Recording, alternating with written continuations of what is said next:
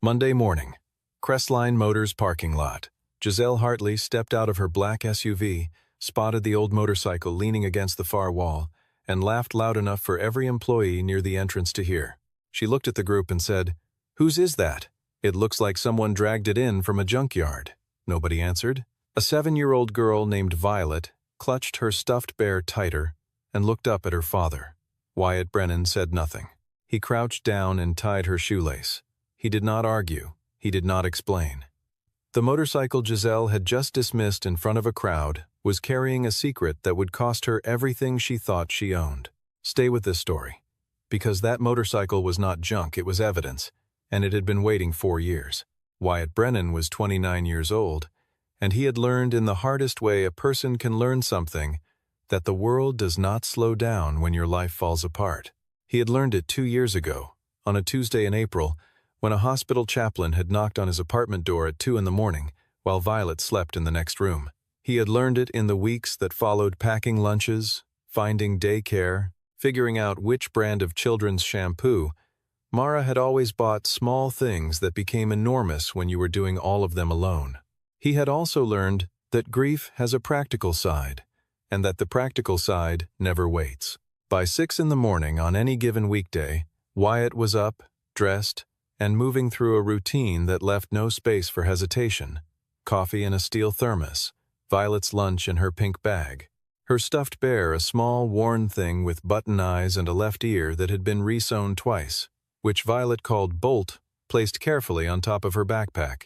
Then the drive to the daycare center 2 blocks from Crestline Motors, where he would walk her in, kiss the top of her head, and tell her he'd be back by 4. The motorcycle was always last. He would wheel it out from the narrow garage behind the apartment building, check the pressure on both tires, run a hand along the left handlebar the way a surgeon checks an instrument before use. It was a 1972 Triumph Bonneville T120, and from a distance it looked exactly like what Giselle Hartley had described. Old, imperfect, held together by stubbornness and habit. The chrome had gone dull in places. The tank had 2 small dents that Wyatt had never bothered to fill. The paint was a deep, uneven black, touched up by hand over the years with a brush, not a gun. But if you crouched beside it and looked under the seat, you would find something that did not belong on a 1972 motorcycle. A compact metal housing, matte black, no larger than a hardback book, bolted cleanly to the frame. Running from it were thin-gauge wires, routed with the kind of precision that does not happen by accident along the fork tubes, down to the brake lines, ending at sensors positioned at angles that seemed arbitrary until you understood what they were measuring.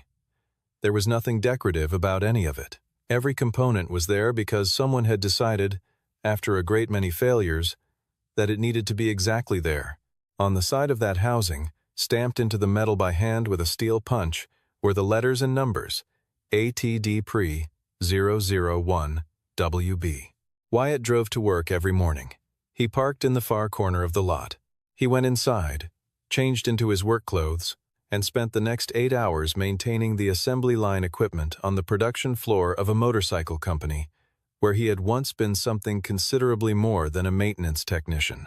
Hunter Caldwell, who had worked alongside Wyatt for nearly 3 years, and who was one of the few people at Crestline who knew anything about the man's history, once asked him why he always parked in the same spot.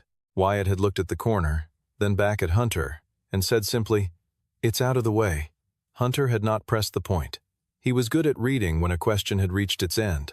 The morning Giselle laughed at the motorcycle was a Thursday in late October. She had come directly from the airport 2 days in Chicago, meeting with the board of directors, defending the budget for the Crestline ARC launch. The ARC was the company's most significant product in a decade, a new sport model built around a proprietary technology platform that would, according to the marketing materials already in preparation, redefine how motorcycles respond to the road. The board had approved the budget, but not without pressure, not without the kind of questioning that reminded Giselle, as it always did, that inheriting a company from your father did not mean the people in those chairs believed you had earned it. She had been 26 when her father stepped back. She was 28 now, and she still walked into certain rooms, expecting to have to justify her presence. She was tired. She was running on 3 hours of sleep and airport coffee. And when she stepped out of the SUV and saw that motorcycle, that old, battered, inexplicable object leaning against the wall of her company's parking lot, something in her snapped toward impatience before she could stop it. She said what she said. She heard the laughter. She felt, briefly, the satisfaction of having diffused her own tension with someone else's discomfort. And then someone leaned close and murmured that the motorcycle belonged to one of the floor technicians. Giselle looked toward the man standing beside it. He was crouching down, tying a small child's shoelace. The child was looking up at her with dark eyes that held no hostility, only a measuring kind of quiet that made Giselle feel, for just a moment, that she was the one being evaluated. She adjusted. She said it wasn't personal, that it was about the lot's appearance. She said it pleasantly. Then she walked inside, and Jason Merritt, who had been standing 2 steps behind her and who had not said a single word, followed. Isaac Bellamy, 67 years old, 30 years at Crestline, watched the whole thing from near the entrance. He watched Giselle go inside. He watched Jason go inside. Then he looked at the motorcycle, then at Wyatt, who was straightening up and taking Violet's hand. Isaac's expression did not change, but he looked at the housing under the seat of that motorcycle for a half-second longer than a man glancing at an old bike would have any reason to. That afternoon, during the lunch break, Isaac Bellamy did something he almost never did. He invited Wyatt to eat outside. They sat at one of the picnic tables near the loading dock, a habit left over from the years before the break room was renovated. Isaac ate his sandwich slowly, the way he did everything with the patience of a man who had spent 3 decades watching machines and understood that rushing produced waste. They talked about nothing particular for a few minutes.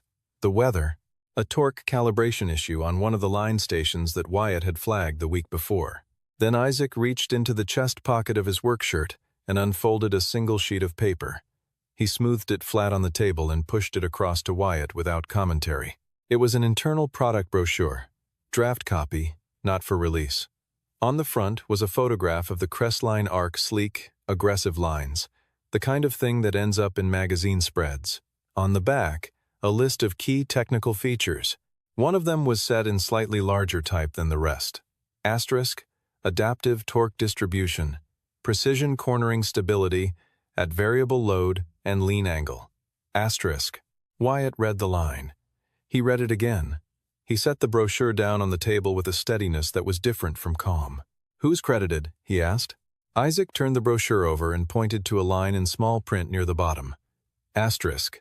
Developed by the Crestline Engineering Division, 2022 through 2024. Asterisk. Wyatt did not look up from the page for a long moment. Isaac waited. "I built that," Wyatt said. Not loudly, not with heat. The way a person states a fact that should not need stating. "I know," Isaac said. "I was there." The older man then explained. In the precise and unhurried way, he explained everything, what he remembered. He had been in the testing bay in the spring of 2020, when Wyatt had presented the ATD prototype results to Jason Merritt and a small group of senior engineers. He had stood near the back and watched Jason's face change as the data came up on the screen. He had heard Jason say, in a voice that carried more than professional interest, "Asterisk. This is what we've been looking for. Asterisk." And he had watched, over the following 2 years, as Wyatt's name disappeared from the project documentation, the way water disappears from a surface on a warm day, gradually, completely, leaving no visible trace. "Does he know I know?" Wyatt asked, meaning Jason. "No reason he would," Isaac said. "I've never said anything to anyone." He paused. "But the patent filing for the ARC goes in about 3 weeks. Once that's submitted, the name on it is the name on it." For a very long time, Wyatt folded the brochure and slid it back across the table. Isaac left it where it was. "Don't let anyone near your motorcycle," Isaac said as he stood and gathered his lunch. "And don't do anything yet." He looked at Wyatt once, levelly. "Come see me tonight." That evening, after Violet was asleep, Wyatt sat in the garage with the overhead light on and the door pulled 3/4 shut. He had a rag in his hand, but he wasn't cleaning anything. He was looking at the motorcycle the way you look at something when you are seeing it for the first time again, after a long time of looking past it. It had started in the fall of 2018. He had been a third-level engineer at Crestline. 4 years into the job, and he had been turning a specific problem over in his mind for the better part of a year, the way a motorcycle's torque delivery becomes unpredictable at low lean angles on wet pavement. The existing systems compensated after the fact they detected a slip and responded. What Wyatt wanted was something that anticipated the load condition before the instability occurred, distributing torque according to a real-time model of lean angle, surface input, and rider weight, not response, prevention. He had written the first concept on a sheet of graph paper in October of 2018, sitting at the kitchen table while Mara graded patient charts at the other end. She had glanced over at one point and asked what he was drawing.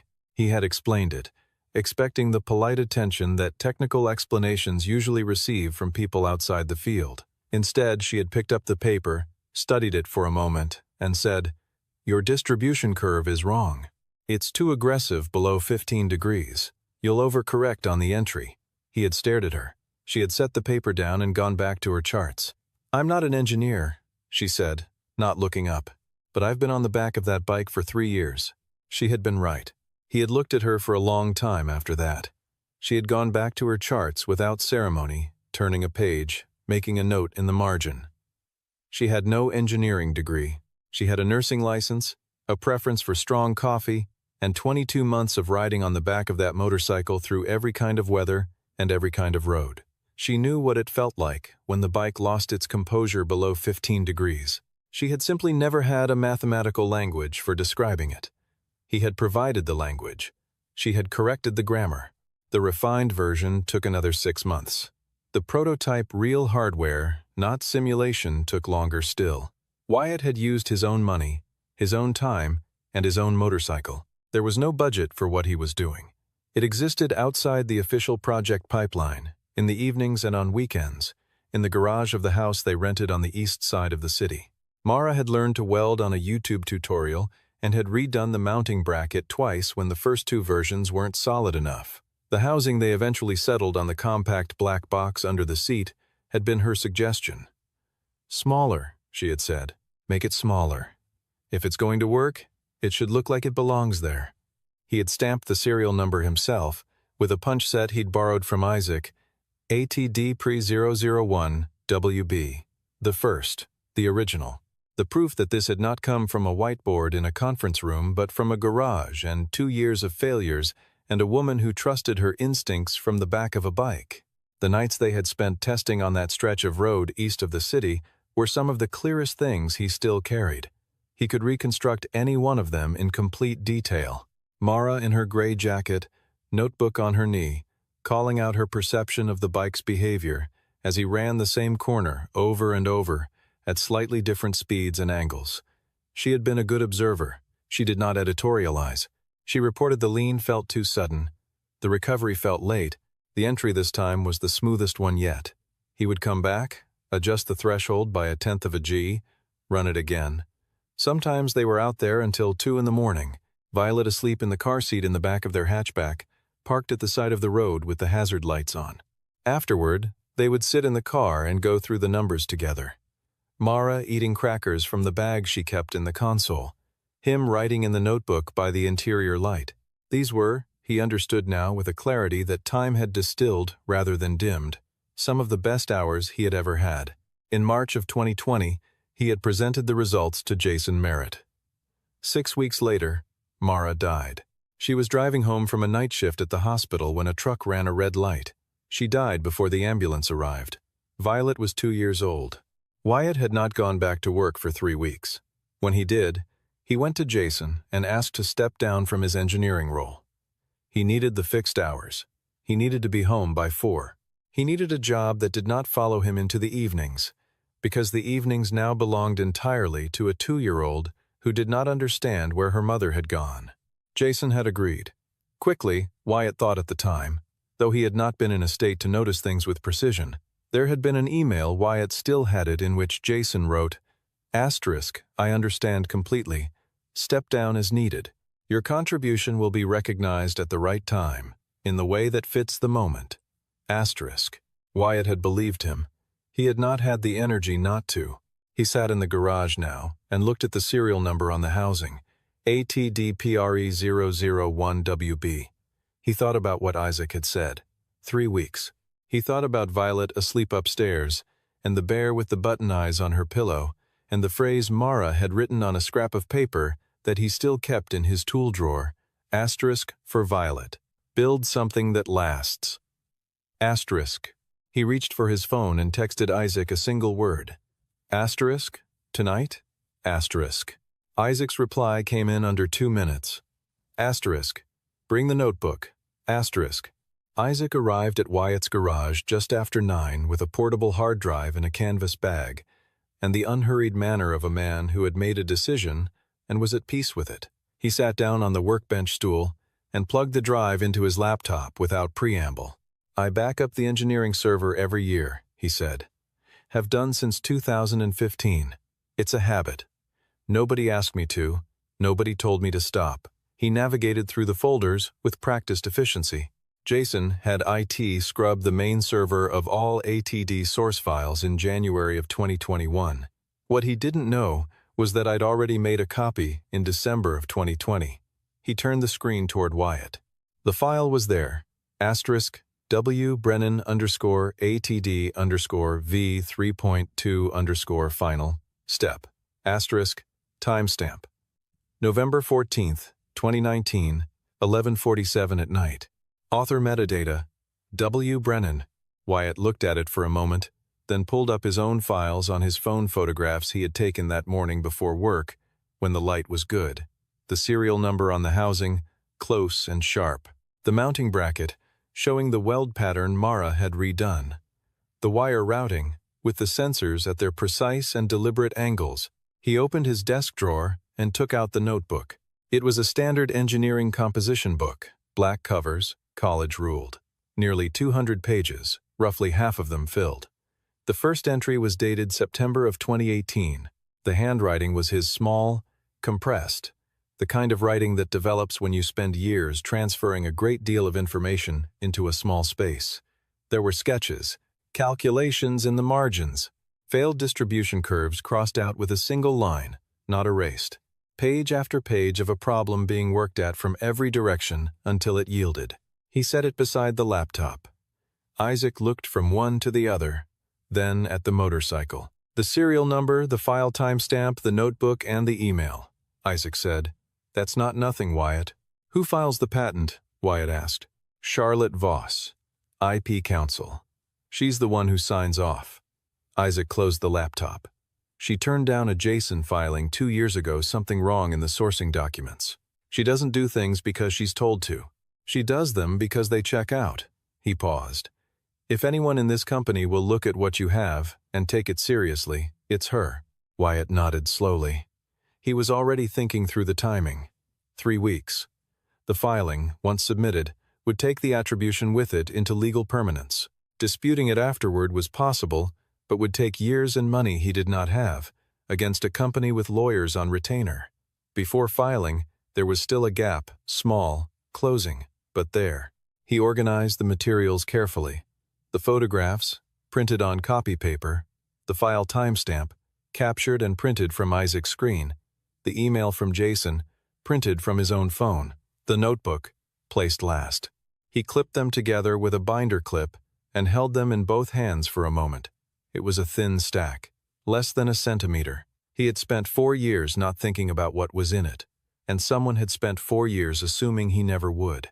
"This isn't about me getting anything back," he said, not to Isaac specifically, more to the garage, to the motorcycle, to whatever presence occupied the space between what he was doing and why he was doing it. "It's about the name on the thing being right." Isaac stood up. "I know," he said. He picked up his bag and headed toward the door, then stopped. "Don't email her. Find her in person. Jason monitors the company accounts." He looked back once. "And don't let anyone touch that motorcycle." Charlotte Voss was in the building's cafeteria the following morning, a legal pad in front of her and a cup of coffee going cold at her elbow, when Wyatt Brennan sat down across from her without an introduction. He placed a clipped stack of papers on the table, squared them against the edge, and said 3 sentences. "My name is Wyatt Brennan. I'm a maintenance technician on the production floor. I'm the original inventor of adaptive torque distribution, And what you're holding is the documentation." Charlotte looked at him. She looked at the papers. She picked them up and started reading. She did not ask background questions. She did not soften the process with pleasantries. She read the way engineers read, working through the logic of each piece, testing the sequence, looking for the gaps. She spent the most time on the email from Jason. She read it twice, then set it on the bottom of the stack and moved to the file timestamp. When she had gone through everything, she closed the notebook and set it on top of the pile. Then she looked at Wyatt with the expression of a person who is reorganizing their understanding of something they thought they already understood. The attribution was removed from the source documentation in January of 2021, she said. It was not a question. "I found out 2 days ago," Wyatt said. "You've been here since 2020. You were present when the ATD concept was developed, and you've said nothing until now. I didn't know the ARC was using it until 2 days ago. I stepped away from the engineering side in 2020. I wasn't tracking what happened after." She was quiet for a moment. Then, "Walk me through the algorithmic choice, the torque distribution function, what type, and why." Wyatt answered without hesitating. The function was an exponential, with a variable exponent driven by the lean angle sensor and a secondary input from the inertial measurement unit. The threshold for activation was 0.3 G. The reason for an exponential, rather than a linear function, a linear distribution was insufficiently sensitive below 15 degrees of lean, which was the range in which the system's usefulness was greatest. He had tested linear for 6 months before abandoning it. Charlotte wrote 2 lines on her legal pad. Then she said, "The patent draft for the ARC doesn't include a rationale for the exponential function. It states the function but doesn't explain the derivation. There's no development history in the filing, no record of the failed approaches. Because the people who wrote the draft weren't there for the failures," Wyatt said. Charlotte put her pen down. She looked at him steadily for a few seconds, the look of someone conducting a final internal audit before making a call. "I need 48 hours to verify independently," she said. "Don't contact me through the company system. Don't discuss this with anyone except whoever helped you gather this." She took the stack of papers. "And leave the motorcycle where it is. Don't move it. Don't let anyone near it." She stood up, gathered her legal pad, and walked out of the cafeteria. She did not say anything reassuring. She did not tell him it would be all right. What she did instead, and Wyatt recognized this, and found it more reassuring than any promise, was take the papers with her. Hunter had been sitting one table over. When Charlotte was gone, he turned to Wyatt and said quietly, "You just went all in." Wyatt put his thermos back in his bag. "No," he said. "I just asked for what was already mine." 24 hours later, Jason Merritt called Wyatt into his office. It was a corner office on the 3rd floor, the kind of room that announces authority before a word is spoken. A wide desk, a credenza with framed industry photographs, a view of the production floor through a glass wall. Jason was standing when Wyatt entered, hands in his pockets, which was a posture Wyatt had always found deliberately casual in a way that was actually the opposite of casual. "Close the door," Jason said. Wyatt closed it. "I heard you spoke with Charlotte Voss." There was no point in softening the conversation. Wyatt said yes. Jason nodded slowly, as though receiving a piece of information he had expected but was taking his time with. "I want to walk you through something," he said, moving behind his desk, but not sitting. ATD was a group project. Your early phase work was part of a larger process. The version that made it into the ARC is the result of 2 additional years of development by a full engineering team after you stepped away. That's the standard product development cycle. Concepts evolve, teams change, contributions are absorbed into the final work. He spread his hands. "You know this. You were an engineer." Each sentence was technically defensible. That was the architecture of it, no single lie. Only omissions, shaped carefully enough to function like one. "I know what I submitted in March of 2020, Wyatt said. "I know what I gave you, and I know what the ARC is running. The function is the same. The sensor placement is the same. The threshold is the same. The only thing that's different is whose name is on it." Jason looked at him for a moment. Then he placed a single sheet of paper on the desk and slid it toward Wyatt. It was a screenshot of an email, the one Wyatt had sent to Charlotte the previous morning, through the company server. Using internal communications to build a legal challenge against company IP decisions is a policy violation, Jason said. His voice had not changed. It had the same measured, reasonable tone. I don't want to create a problem for you. You have a daughter. You have a good situation here, but you need to think carefully about what you're doing. Wyatt looked at the email printout. He looked at Jason. You wrote me a message in June of 2020, he said. You told me my contribution would be recognized at the right time. He paused. I've been waiting 4 years. How much longer is the right time? Jason said nothing. Wyatt picked up the email printout, set it back on the desk, and walked out. That night, at 11:23, Charlotte called his cell phone. She had verified everything independently. The serial number, ATDPRE001WB, appeared in an internal specification document from 2020 labeled as the time source prototype, asterisk, and had been manually removed from. It was not a system migration error. Someone had gone in and taken it out. She could not, she said, tell him who had done it. But she could tell him that she was no longer able to sign the patent filing until the attribution question was resolved. That's not a favor, she said. That's my job. The filing has to be clean, and right now it isn't. Wyatt thanked her and sat for a long time in the dark of the living room. Through the door to the garage, he could see the outline of the motorcycle under the light he'd left on. He thought about Violet's question from that morning in the parking lot. Asterisk, Daddy? Aren't you sad? Asterisk. He thought about his answer. Asterisk, I know what the motorcycle does. That's enough. Asterisk. He thought about how that had been mostly true for 4 years, and how it was no longer entirely true. He opened his phone and typed a message to Charlotte. Asterisk, I'm not stopping. Tell me what comes next. Asterisk. Charlotte requested an emergency internal review meeting. 3 people, herself, Giselle Hartley, and Jason Merritt. The stated reason, a documentation issue requiring resolution before the patent filing could proceed. Giselle walked in expecting a procedural matter.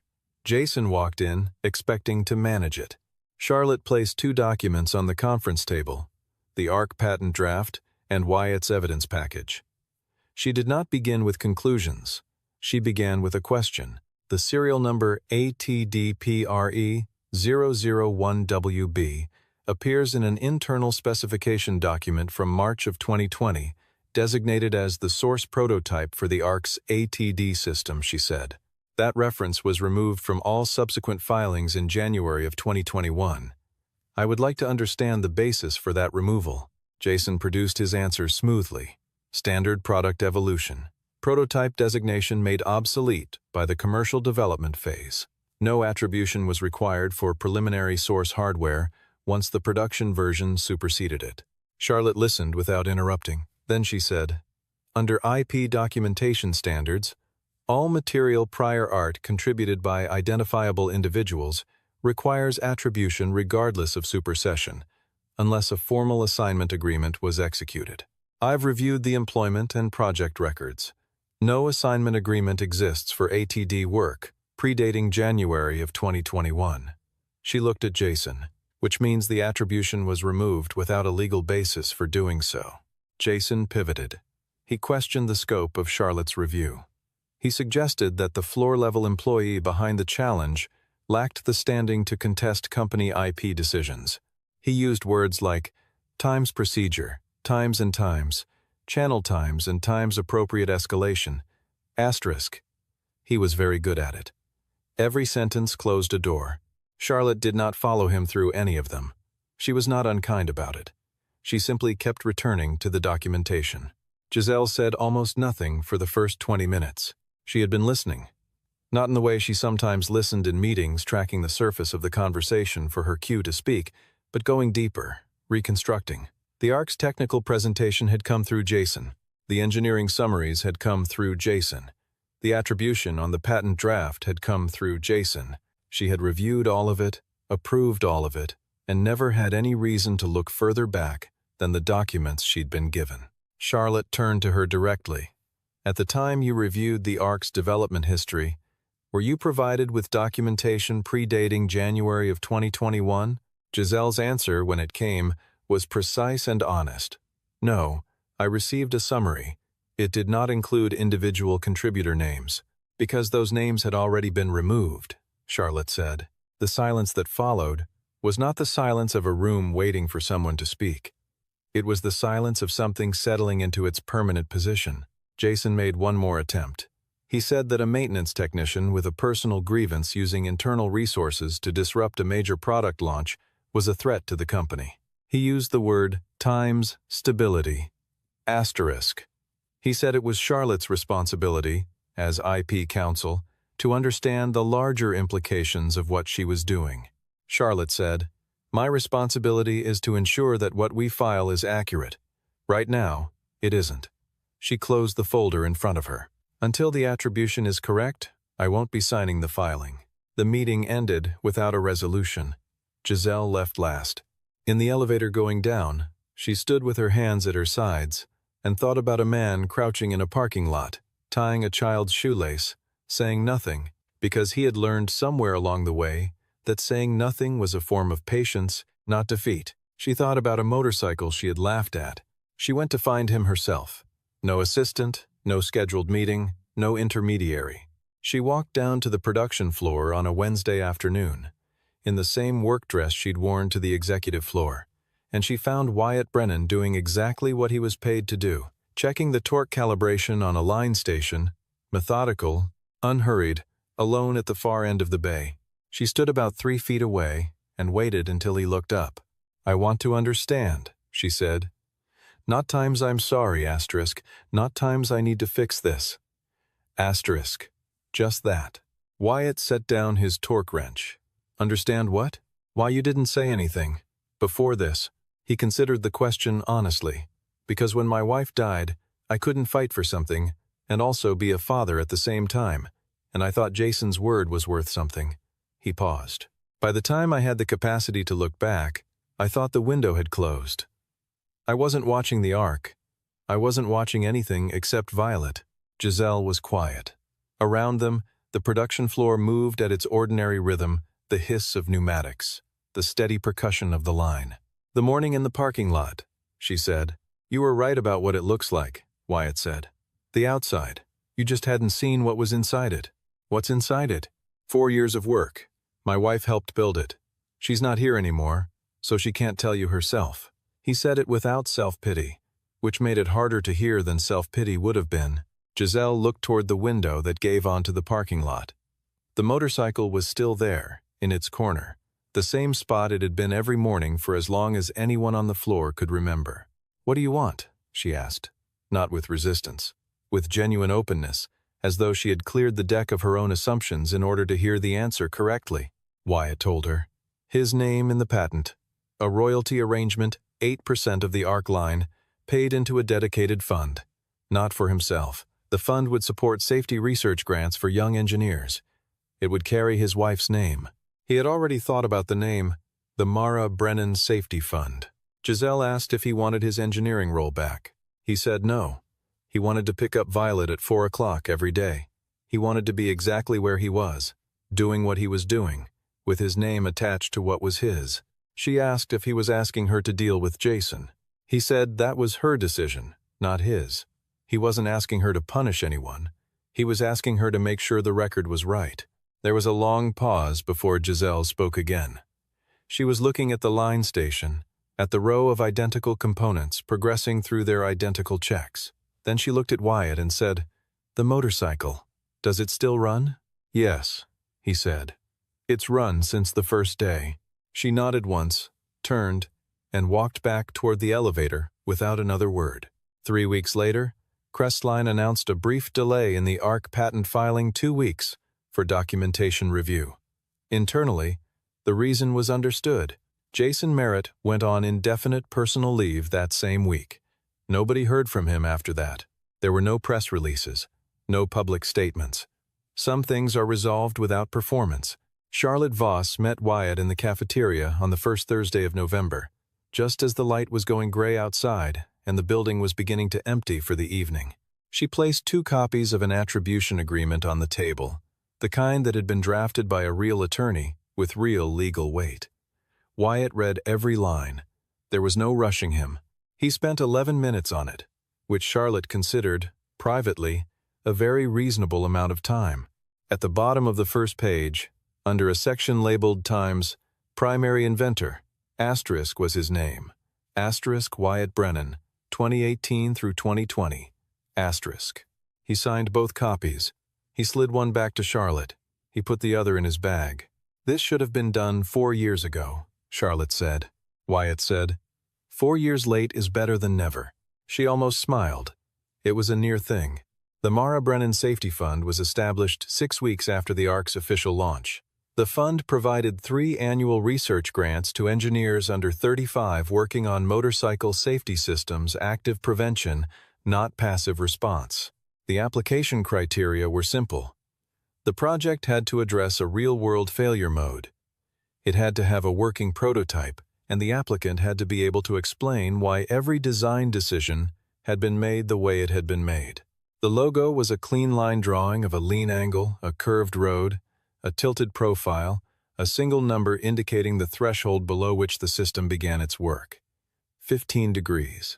Wyatt had written the fund description himself, in the same compressed handwriting as the notebook. He had spent 2 evenings on it, Violet doing her homework at the other end of the kitchen table, occasionally asking him what he was writing. He said he was writing something important. She had nodded and gone back to her subtraction worksheet, without further comment, which was exactly the kind of response he had come to expect from her, and which, every single time, made him feel that Mara was still somewhere in the room. The fund received 47 applications in its first year. Giselle stood at the ARC launch event and introduced the motorcycle to a room full of industry press and buyers, and on the screen behind her, in the technical specifications slide, beneath the heading Times Adaptive Torque Distribution, asterisk was a single line in a smaller font. Asterisk Original Concept and Prototype. W. Brennan, 2018 through 2020. Asterisk. It was not a headline. It was not accompanied by a speech or a ceremony. It was just a line, accurate, permanent, and exactly where it belonged. Wyatt was not in the room. He was at the daycare center pickup at 4 o'clock. It was a Tuesday in late November, when Violet ran out of the daycare building and wrapped both arms around her father's waist before he had finished coming through the door. She had Bolt under one arm, the bear's button eyes pressed into his jacket. She had something on her face, a little chocolate from the afternoon snack, and she was already talking about something that had happened at circle time before Wyatt had finished saying hello. He walked her to the parking lot. They went past a group of younger employees clustered near the entrance, looking at the paper brochure someone had printed from the ARC launch coverage. One of them pointed at the specifications page. W. Brennan, who's that? The other shrugged. Hunter Caldwell, who happened to be walking in the opposite direction, heard the question and kept walking without slowing down, but his expression, for just a moment, was the expression of someone who knows the punchline to a joke that no one has told yet. Wyatt stopped at the motorcycle. He took his keys from his jacket pocket and did the thing he always did, one hand on the left handlebar, a brief check of both tires by pressure of the wrist. Violet put her hand flat on the tank. She studied the motorcycle with the concentrated seriousness that 7-year-olds bring to things they have decided deserve their full attention. She looked at the housing under the seat, the black box with the serial number, and then she looked up at her father. "Daddy," she said, "you built the road first. Everyone else just drove on it." He did not ask where she had heard that. He did not ask what she meant, because she meant it exactly as she had said it. He crouched down to her level the way he had crouched down in the parking lot on the morning of the laugh, tying her shoelace, not answering, and this time he looked at her for a long moment. Her eyes were Mara's eyes. Her patience was Mara's patience. The bear under her arm had been sewn twice by a woman who was not here. Mom would have liked hearing that, he said. Violet nodded as though this were obvious. "I know," she said. Then she climbed up onto the back of the motorcycle the way she always did, one foot on the peg, up and over, and settled herself behind him with Bolt held carefully in both hands in front of her. Wyatt straightened up. He put on his helmet. He started the engine. The sound it made was what it had always made. Not perfect, not new, not the sound of something that had been polished for an audience. It was the sound of an engine that had been built to last, and had done exactly that. It filled the parking lot for a moment, recognizable and unhurried, And then Wyatt pulled out of his corner spot, and out of the lot, and onto the street. Cleveland, in November. The streetlights coming on early against the gray. A man and a small girl on an old motorcycle, heading home at 4 in the afternoon. Under the seat, in a box stamped by hand, the serial number was exactly where it had always been. ATDPRE 001WB. The first, the original.